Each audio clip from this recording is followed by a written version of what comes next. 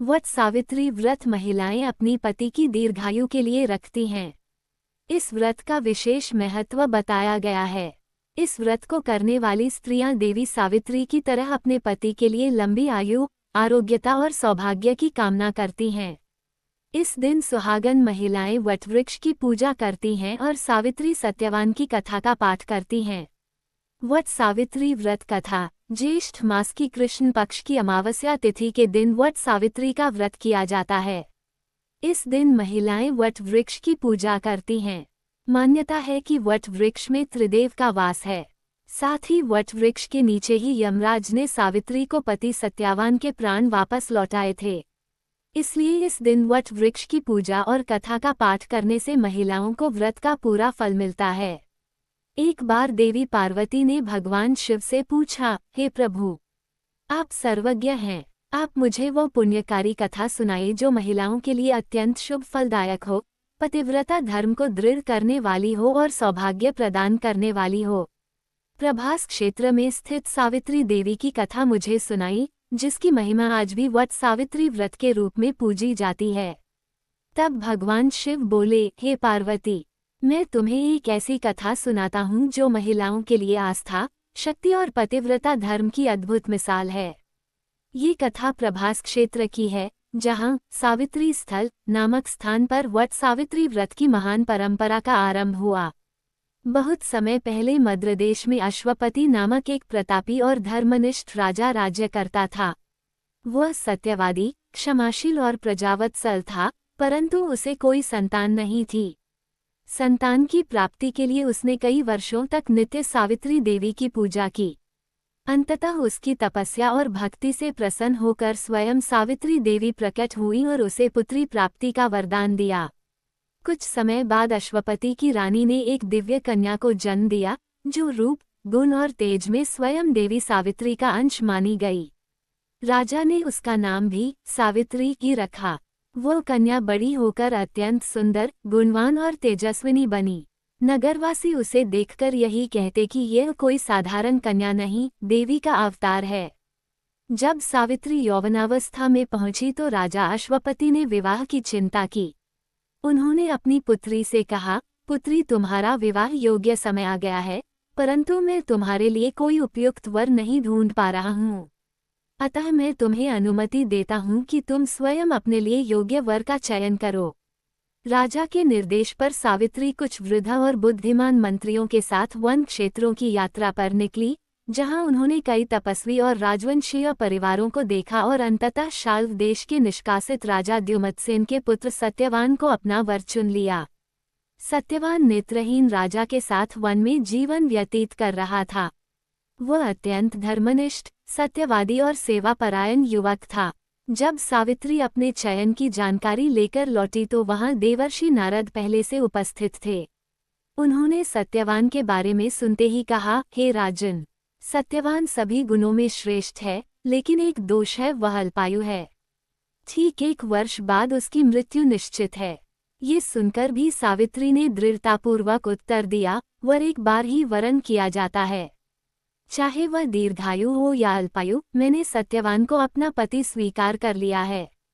अब कोई और मेरा वर नहीं हो सकता। राजा ने सावित्री की दृढ़ता देखकर नारद की सहमति से शुभ मुहूर्त में सत्यवान से उसका विवाह कर दिया। विवाह के पश्चात सावित्री पति के साथ वन में निवास करने लगी और आश्रम जीवन को अपनाया। सावित्री को नारद मुनि की कही बात याद थी, इसलिए वह प्रतिदिन दिन रात की गणना करती रही। जब सत्यवान की मृत्यु के 3 दिन शेष रह गए, तब सावित्री ने उपवास का संकल्प लिया। तीसरे दिन उसने वटवृक्ष के नीचे व्रत करते हुए देवी सावित्री की पूजा की।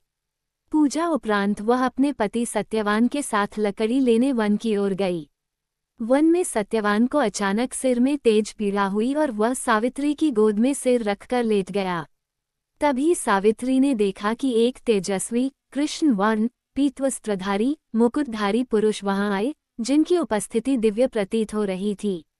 सावित्री ने उन्हें प्रणाम करके पूछा, आप कौन हैं? वे बोले, मैं यमराज हूँ। तुम्हारे पति की आयु पूर्ण हो चुकी है, अतः मैं स्वयं उसकी आत्मा लेने आया हूँ। यमराज ने सत्यवान की आत्मा को अंगुष्ठ के आकार में निकालकर दक्षिण दिशा की ओर प्रस्थान किया। सावित्री भी उनके पीछे पीछे चलने लगी। यमराज ने कई बार उसे रोका, परंतु सावित्री बार बार विनम्रता से उत्तर देती रही, जहाँ मेरे पति जाएंगे वहीं मेरी गति है। पत्नी का धर्म है कि वो पति का साथ न छोड़े। सावित्री की दृढ़ता, भक्ति और मधुर वाणी से प्रसन्न होकर यमराज ने कहा, मांगो तुम्हें जो भी वर चाहिए। सावित्री ने कहा, मेरे सास ससुर की नेत्र ज्योति लौट आए। यमराज बोले, तथास्तु। थोड़ा आगे बढ़ने पर यमराज ने फिर वर मांगने को कहा। सावित्री ने कहा, मेरे ससुर को उनका खोया हुआ राज्य प्राप्त हो।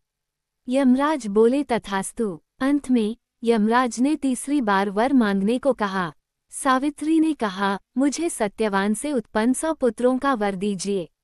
यमराज मुस्कुराए और बोले, तथास्तु। परंतु अगले ही क्षण उन्हें भान हुआ कि ये वर तभी संभव है जब सत्यवान जीवित रहेगा। अपनी ही बातों में बंध कर यमराज ने सत्यवान की आत्मा को मुक्त कर दिया और कहा, हे पतिव्रता स्त्री, तुम्हारे सत्य, तप, भक्ति और प्रेम ने मुझे भी पराजित कर दिया। मैं तुम्हें आशीर्वाद देता हूँ कि तुम्हारा वैवाहिक जीवन दीर्घ और सुखमय हो। सावित्री अपने पति सत्यवान के साथ लौट आई। आश्रम में पहुंचने पर उन्होंने देखा कि उनके सास ससुर की आंखों की ज्योति लौट आई है और द्युमत्सेन को उनका राज्य भी प्राप्त हो गया है। समय के साथ सावित्री को 100 पुत्र भी प्राप्त हुए और वह पतिव्रता धर्म की प्रतीक बन गईं। एक बार देवी पार्वती ने भगवान शिव से पूछा, हे प्रभु, आप सर्वज्ञ हैं, आप मुझे वो पुण्यकारी कथा सुनाइए जो महिलाओं के लिए अत्यंत शुभ फलदायक हो, पतिव्रता धर्म को दृढ़ करने वाली हो और सौभाग्य प्रदान करने वाली हो। प्रभास क्षेत्र में स्थित सावित्री देवी की कथा मुझे सुनाई, जिसकी महिमा आज भी वट सावित्री व्रत के रूप में पूजी जाती है। तब भगवान शिव बोले, हे पार्वती, मैं तुम्हें एक ऐसी कथा सुनाता हूँ जो महिलाओं के लिए आस्था, शक्ति और पतिव्रता धर्म की अद्भुत मिसाल है। ये कथा प्रभास क्षेत्र की है, जहाँ सावित्री स्थल नामक स्थान पर वट सावित्री व्रत की महान परंपरा का आरंभ हुआ। बहुत समय पहले मद्र देश में अश्वपति नामक एक प्रतापी और धर्मनिष्ठ राजा राज्य करता था। वह सत्यवादी, क्षमाशील और प्रजावत्सल था, परंतु उसे कोई संतान नहीं थी। संतान की प्राप्ति के लिए उसने कई वर्षों तक नित्य सावित्री देवी की पूजा की। अंततः उसकी तपस्या और भक्ति से प्रसन्न होकर स्वयं सावित्री देवी प्रकट हुई और उसे पुत्री प्राप्ति का वरदान दिया। कुछ समय बाद अश्वपति की रानी ने एक दिव्य कन्या को जन्म दिया, जो रूप, गुण और तेज में स्वयं देवी सावित्री का अंश मानी गई। राजा ने उसका नाम भी सावित्री ही रखा। वो कन्या बड़ी होकर अत्यंत सुंदर, गुणवान और तेजस्विनी बनी। नगरवासी उसे देखकर यही कहते कि यह कोई साधारण कन्या नहीं, देवी का अवतार है। जब सावित्री यौवनावस्था में पहुंची तो राजा अश्वपति ने विवाह की चिंता की। उन्होंने अपनी पुत्री से कहा, पुत्री, तुम्हारा विवाह योग्य समय आ गया है, परंतु मैं तुम्हारे लिए कोई उपयुक्त वर नहीं ढूंढ पा रहा हूँ। अतः मैं तुम्हें अनुमति देता हूँ कि तुम स्वयं अपने लिए योग्य वर का चयन करो। राजा के निर्देश पर सावित्री कुछ वृद्ध और बुद्धिमान मंत्रियों के साथ वन क्षेत्रों की यात्रा पर निकली, जहां उन्होंने कई तपस्वी और राजवंशीय परिवारों को देखा और अंततः शाल्व देश के निष्कासित राजा द्युमत्सेन के पुत्र सत्यवान को अपना वर चुन लिया। सत्यवान नेत्रहीन राजा के साथ वन में जीवन व्यतीत कर रहा था। वह अत्यंत धर्मनिष्ठ, सत्यवादी और सेवापरायण युवक था। जब सावित्री अपने चयन की जानकारी लेकर लौटी तो वहां देवर्षि नारद पहले से उपस्थित थे। उन्होंने सत्यवान के बारे में सुनते ही कहा, हे राजन, सत्यवान सभी गुणों में श्रेष्ठ है, लेकिन एक दोष है, वह अल्पायु है। ठीक 1 वर्ष बाद उसकी मृत्यु निश्चित है। ये सुनकर भी सावित्री ने दृढ़तापूर्वक उत्तर दिया, वर एक बार ही वरण किया जाता है, चाहे वह दीर्घायु हो या अल्पायु। मैंने सत्यवान को अपना पति स्वीकार कर लिया है, अब कोई और मेरा वर नहीं हो सकता। राजा ने सावित्री की दृढ़ता देखकर नारद की सहमति से शुभ मुहूर्त में सत्यवान से उसका विवाह कर दिया। विवाह के पश्चात सावित्री पति के साथ वन में निवास करने लगी और आश्रम जीवन को अपनाया। सावित्री को नारद मुनि की कही बात याद थी, इसलिए वह प्रतिदिन दिन रात की गणना करती रही। जब सत्यवान की मृत्यु के 3 दिन शेष रह गए, तब सावित्री ने उपवास का संकल्प लिया। तीसरे दिन उसने वटवृक्ष के नीचे व्रत करते हुए देवी सावित्री की पूजा की। पूजा उपरांत वह अपने पति सत्यवान के साथ लकड़ी लेने वन की ओर गई। वन में सत्यवान को अचानक सिर में तेज पीड़ा हुई और वह सावित्री की गोद में सिर रखकर लेट गया। तभी सावित्री ने देखा कि एक तेजस्वी, कृष्ण वर्ण, पीतवस्त्रधारी, मुकुटधारी पुरुष वहां आए, जिनकी उपस्थिति दिव्य प्रतीत हो रही थी। सावित्री ने उन्हें प्रणाम करके पूछा, आप कौन हैं? वे बोले, मैं यमराज हूँ। तुम्हारे पति की आयु पूर्ण हो चुकी है, अतः मैं स्वयं उसकी आत्मा लेने आया हूँ। यमराज ने सत्यवान की आत्मा को अंगुष्ठ के आकार में निकालकर दक्षिण दिशा की ओर प्रस्थान किया। सावित्री भी उनके पीछे पीछे चलने लगी। यमराज ने कई बार उसे रोका, परंतु सावित्री बार बार विनम्रता से उत्तर देती रही, जहाँ मेरे पति जाएंगे, वहीं मेरी गति है। पत्नी का धर्म है कि वो पति का साथ न छोड़े। सावित्री की दृढ़ता, भक्ति और मधुर वाणी से प्रसन्न होकर यमराज ने कहा, मांगो, तुम्हें जो भी वर चाहिए। सावित्री ने कहा, मेरे सास ससुर की नेत्र ज्योति लौट आए।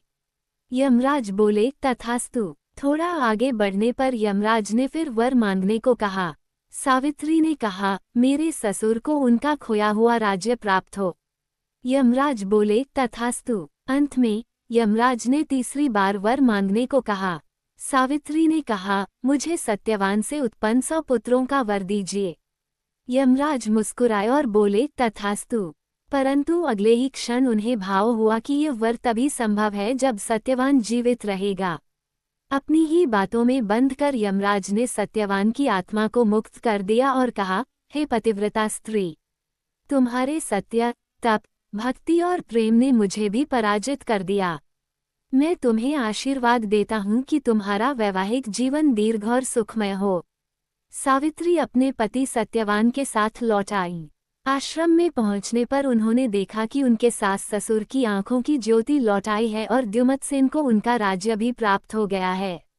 समय के साथ सावित्री को 100 पुत्र भी प्राप्त हुए और वह पतिव्रता धर्म की प्रतीक बन गईं।